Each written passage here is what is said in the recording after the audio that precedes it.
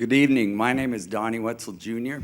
I'm honored to have Robert ask me to say a few words on his behalf and kind of this journey that he's been on and we've been a part of. So I've known Robert pretty much my whole life. I grew up in Browning too. Our family is pretty strong up there as well. And we competed against each other over the years and all various things like that, but there was one thing that always kept us together, and that's that we are Blackfeet. We are part of the Blackfeet Nation. And a few years ago, my family was contacted by the Washington Redskins, my father and I, and they were seeking some support for some initiatives. Robert and I started talking during that time, and there was some kind of excitement, some possibilities. And the way it played out is they brought us out to the stadium and met with us and things like that. And Robert stepped up and took a role in that. And so one of the things that I have to say about Robert is he has the respect and the grit to get things done. A lot of people would step into a role like that and not be able to handle it.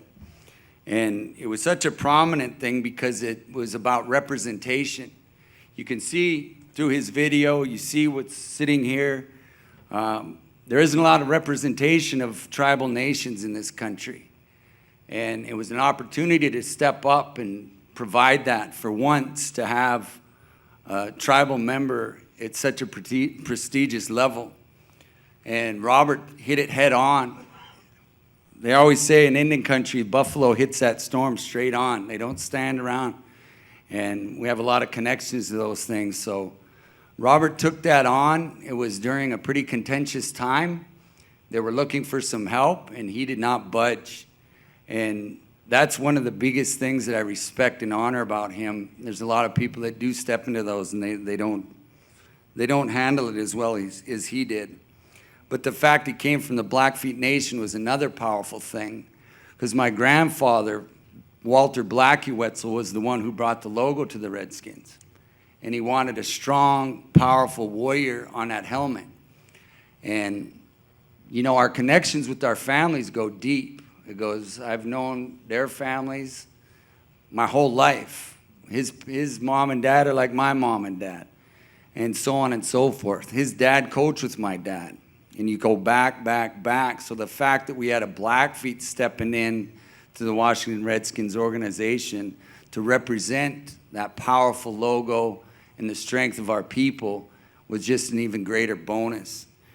But I think I'd like to close on just what he has done for Indian people and Indian country, is being a representative for kids to look up to, for kids to seek out and say that, look at what that guy did. Just like Tough Harris, you know.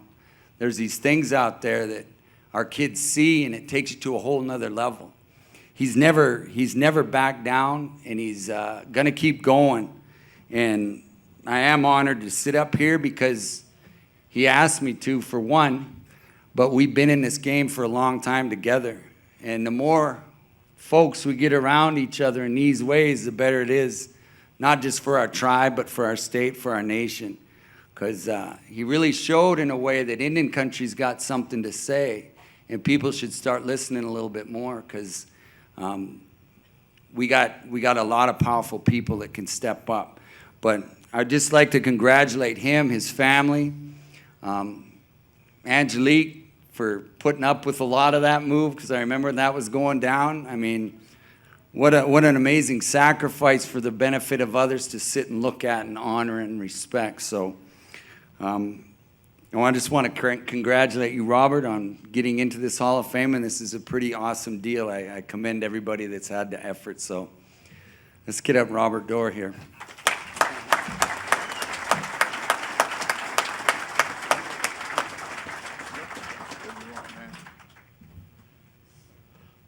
Wow. Just wow. Hall of Fame, man. Mm-hmm. I feel like Cuba Gooding on Jerry Maguire. Woo! So I had to get that out. I know you guys are antsy to get out of here, but this is special. This is really special, so thank you, Rick. This is fantastic, man. One of the greatest nights of my life. The committee, Coulter, Marty Morningwig, Coach Schulte back there. I haven't seen Coach Schulte from Butte, Montana, my high school coach, for 100 years, and brought me to tears to see that guy. So thank you. So I got a little special presentation I wanted to queue up because it's easier to tell my story, because you guys will probably want to know who the heck this Robert rides at the door. Who's Robert Doore from Mounting, Montana? So I want to take you on a journey with me from the reservation to the NFL. I had dreams of making it as a player. I didn't. I made it with my brains. Hey, Mike Travis. My brother's out here, man. Good to see you, Mikey. So in order for you to understand and really appreciate the journey, I want to take you back in time. And it starts with tragedy.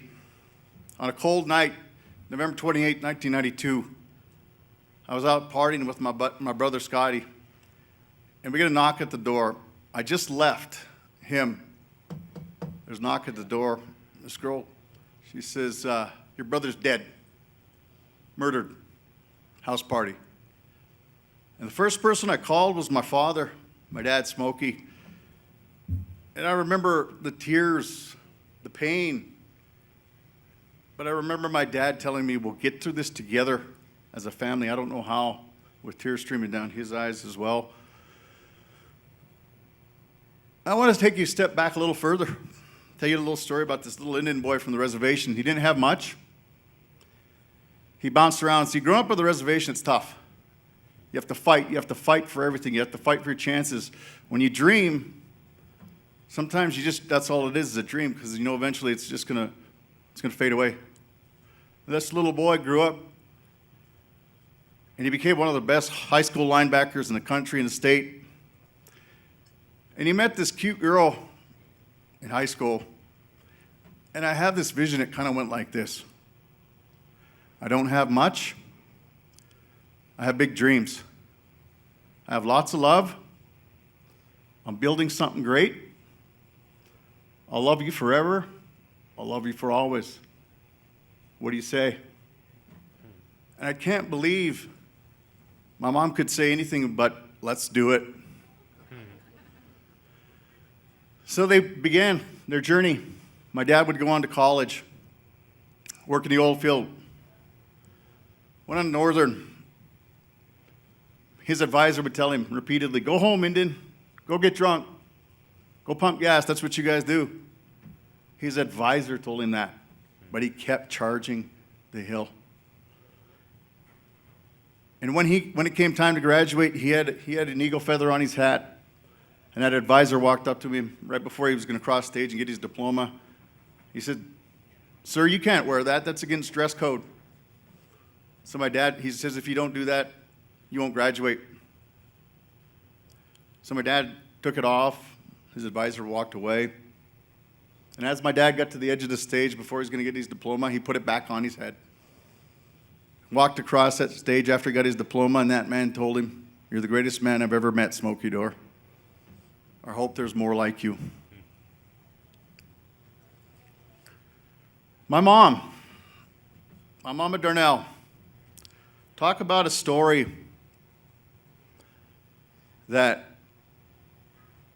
of strength. My mom always had my back. My family taught us values, things like, I love you. We said it in our household. We prayed. We prayed to the Creator. We prayed to God every day. You dream big, and you never quit. And my mom told me that. I got your back. Never quit. Dream big. Love always. So in Cheyenne, Wyoming, when I was 9 years old, that's me up there on the screen. I was standing in a regional AAU meeting. I looked down the starting line, and the gun goes off. Bang! All these runners, hundreds of the best runners across the country. I was a really good athlete, I thought. And I locked up in fear. 9-year-old boy. And I couldn't move. And these runners, I saw the runners take off, and I'm stuck in fear. I failed my family, I failed everything, I failed in life. And then I heard this voice. And my mom said, come on, we're going to do this together. So she got in a golf cart with the regional director, and we ran that race. And I ran as hard as I could. You can see the dust flying, my little braids flying. My mom followed me. I finished dead last. But I learned 2 things that day. Never quit, and my mom has my back no matter what. My parents taught me values, Montana values. Treat people with respect. Relationships are gold. Tell people you love them. Tell people you respect them. Empathy, trust, loyalty. All the things that make Montanans beautiful. So when the Redskins called, and I was a Redskins fan all my life, it made sense. I had never led 100,000 people in the stadium before. I had never led a staff of 5,000. But I was going to figure it out. And what I did is took the NFL head on. And I was so proud to be in the NFL. I had experiences beyond my wildest dreams. The first day, I was talking to Rock earlier, the first day at work, I slept for 3 hours, but I floated for 15 straight. My family, I could tell you stories. My family got to meet famous people. I got to meet athletes. I got to meet rock stars. I got to expose my family to unique things that I just dreamed about as a kid. This little Indian boy standing up here before you dreamed of going to a Super Bowl, stuff you see on TV. I worked 5 Super Bowls. 5. Thank you. I got to introduce my family, my kids, to my childhood heroes, Joe Theismann, Art Monk, Gary Clark, Doug Williams, first African-American quarterback to win a Super Bowl. What was amazing to me is that these men were special men. Talked about the fraternity of football players, and they were everything I'd hoped my heroes would be, and my kids got to meet them. I brought reservation kids to NFL games that had never had the opportunity. I used the platform to share everything that I could with Native people, with kids that dreamed to be. There's a kid in Billings, Montana, Vikings fan. I brought him to the Vikings game. My son was on national TV. My kids were on national TV. I met rock stars like Taylor Swift. I met all the Rolling Stones, Coldplay. Go down the list. It was special. It was a special time. These Super Bowls, all these opportunities that I was exposed to. But there were special moments at night, the Saturday before a game, where I'd sit up top there, on the upper deck. I'd look down. You'd smell the grass was cut, the fresh paint. And it was special because I knew all the people that worked with me, for me, and we were ready for the big show on Sunday.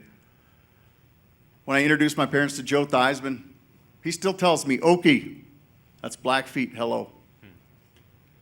They got to meet Hall of Famers. They got to go to my office, which is also the stadium. I was there to welcome Alex Smith to Washington and Elizabeth. I was there when he snapped his leg. I was there when he got back on the field. I was standing next to Elizabeth, and I told her the starting quarterback went down. And I said, I think Alex is going in. She goes, what?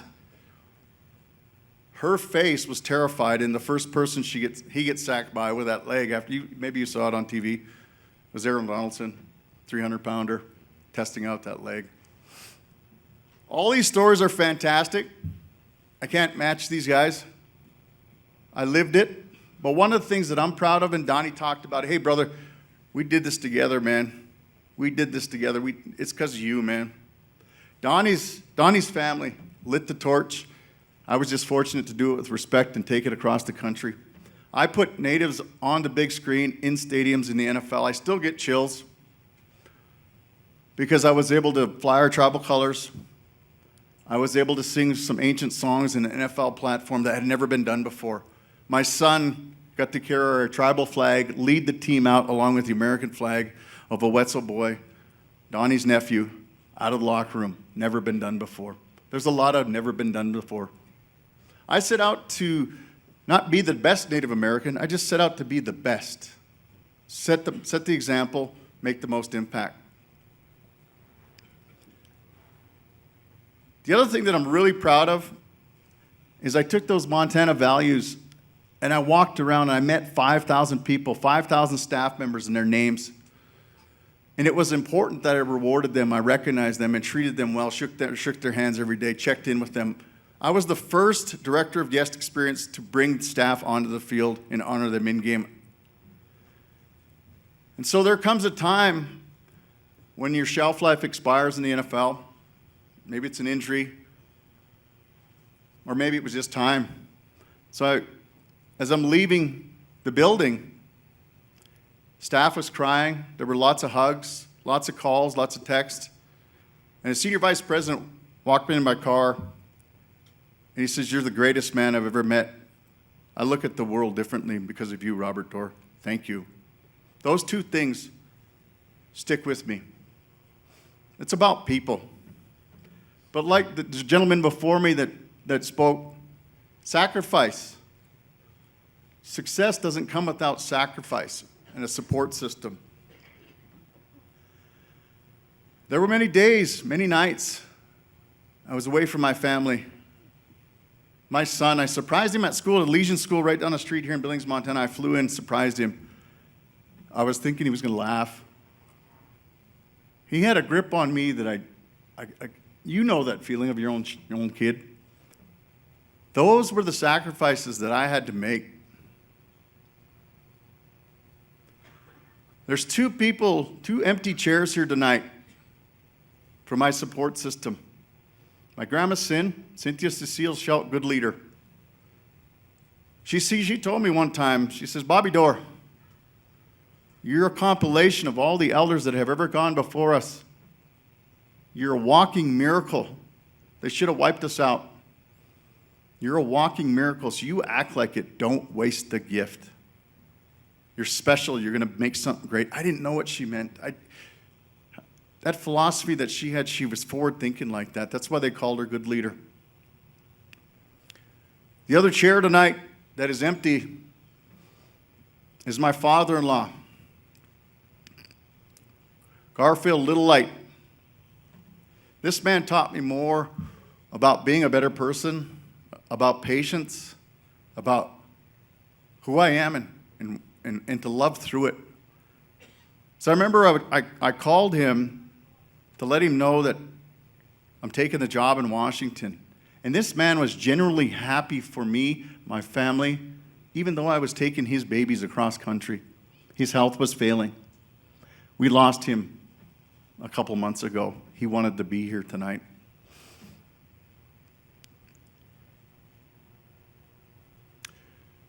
That little Indian boy that married that Indian girl from Browning, they did all right. My sisters, one's a judge. Misty, proud of you. The other one's the greatest nurse on the planet. Ellie, love you, sis. You're the best. My best friend and the best homemaker, Rolanda, I love you so much. Been through it. And I want to thank Dane Fletcher for giving me the strength for what I'm about to say. I've never spoken about this publicly before, except to you fine people. With success, there's demons. In Indian people, those demons come in the form of drugs and alcohol. I face those demons. And with the support of my family and those sisters that have picked me off the floor in those dark times, to be here standing in front of you in front of the light, in a couple more days, it'll be 5 years. 5 years since we beat that addiction demon.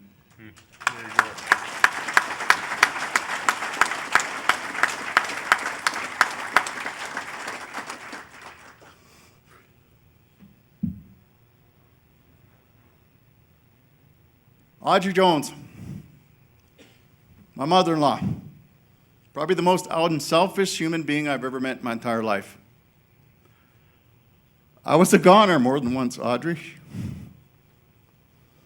She gave up her career to raise my babies, raise our babies. I love you for that, Audrey. Tiffany and Rick and Adam, thank you for everything. And I mean everything. You guys have been through it thick and thin, and I'll never forget that, and I love you for that.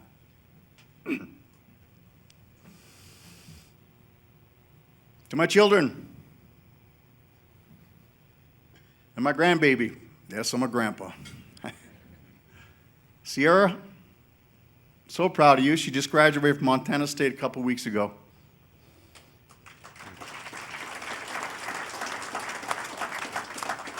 Slow and steady wins the race, girlfriend, never quit. Marissa Chanel, you're a spitting image of me. Stubborn, driven, you're going to do it your way, girlfriend. You just be you. You keep doing it, okay? Love you. Thank you for making me a grandpa. Baby K, you don't know what's in store for you, baby.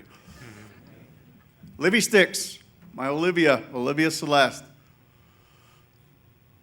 The light of the family, that $1 million smile. She got to meet Miss Rhonda Ione again, who hasn't seen her since she was about 2 years old. Montana's small like that. Livy Sticks, I told everybody, and I'm telling you tonight, and I'm telling everybody, I hope everybody has a Livy Sticks in their family. They should be so blessed. Love you, kid. Never quit. Anthony, my main man. Why don't you come on up here, buddy? Daddy needs a hug. You got the world by the tail. You got that it factor. You know that gift, son. You know that gift. Stay up here. Come on. This is my son, Anthony.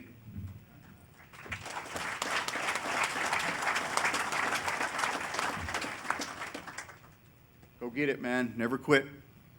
Love always. Angelique. Jerry McGuire had Dorothy.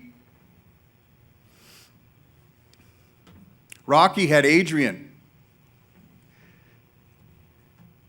And a cold night, fall night, October 31st, 1992, right across the street, the Holiday Inn. I was stopped in my tracks. I thought it was pretty hot stuff. Sorry, tough. I might be the better looking Indian here in tonight. And it kind of went like this. I don't have much, but I got a lot of love. I dream big. I don't quit. I'm building something great. I'll love you forever, and I'll love you for always. What do you say? That woman said yes. We've built a family. You gave up your career, Ange, your nursing career, to follow my crazy dreams, my failures, the long nights alone, the single mother activities. I'd love you forever for that. You're my ride or die. Lastly, can I have my parents come up here? Smokey and Darnell. And this is it, guys, and then you can go out and party. They raised kids that weren't their own. They stuck together, that support system. In the NFL, after every game, there's a game ball, an official game ball. You can buy them in the stores? No, you can't. There's a logo on there of the team. Players know this. I handle the operations, football operations, and stadium operations. You gave a game ball away to most valuable players that go in the Hall of Fame. So I want to read you my first autograph as a Hall of Fame member in the Montana Pro Football Hall of Fame. It says, "To Mom and Dad, love your son, Robert L. Doore, Hall of Fame class of 2002. So to all the families out there, to all the parents, the sisters, the wives, the husbands, thank you, because we are going to the Hall of Fame together. Thank you very much.